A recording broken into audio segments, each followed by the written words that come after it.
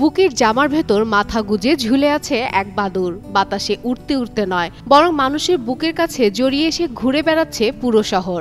কারো চোখে বিস্ময়, কারো মুখে হাসি। এমন দৃশ্য তো সচরাচর দেখা যায় না। যেন মানুষ আর বাদুর নয়, বাবা আর সন্তানের মতো এক পবিত্র বন্ধনের মনোমুগ্ধকর দৃশ্য এটি। ফিলিপিনের মিসামিস অক্সিডেন্টালের ছোট্ট এক শহর ক্লারিনে এমনই এক জুটি এখন নেট দুনিয়াতে রীতিমতো ভাইরাল। শিক্ষিকা কার্মেল ও তার স্বামী অ্যামিলের আদরের বাদুর ক্যারিউ। কখনো অ্যামিলের কাঁধে, কখনো বা আবার বুকের উপর ঝুলে থাকে সে। আবার কখনো তাদের সঙ্গে বাজারে, পার্কে কিংবা সাইকেলে ভ্রমণে ঘুরে বেড়ায় অবলীলায়। অ্যামিল কথা বললে মন দিয়ে শোনে, কার্মেল ডাকলে উড়ে এসে তার কাঁধে বসে। আচরণে যেন আদুরে কোনো বিড়াল ছানা বা বাচ্চা একটি শিশুর মতো।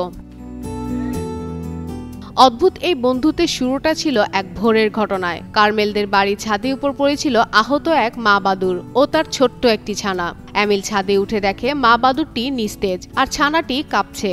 সেদিন থেকে ক্যারিউকে আশ্রয় দেন তারা। মা বাদুরটি মারা যায়, কিন্তু ছানাটি নতুন মা বাবা পেয়ে বেঁচে যায় ভালোবাসায়। বছরের পর বছর যত্নে বড় হয় ক্যারিউ। এখন রাতে অ্যামিল ডাকলে সে উড়ে আসে। আদর পেতে চুপচাপ তার বুকে বসে থাকে। খাওয়া, ঘুম, খেলাধুলা সবকিছুতেই যেন মানুষের মতো স্বভাব তার। ক্যারিও আমাদের পরিবারের অংশ। আমরা সবার কাছে দেখাতে চাই বন্য প্রাণীও ভালোবাসা বুঝতে পারে। যত্ন পেলে আরো আপন হয়ে যায়।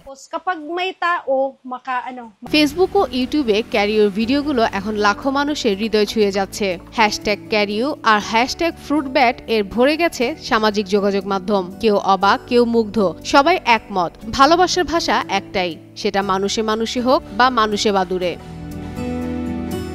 ফাতেমা ফাতেহ জান, যুগান্তর নিউজ।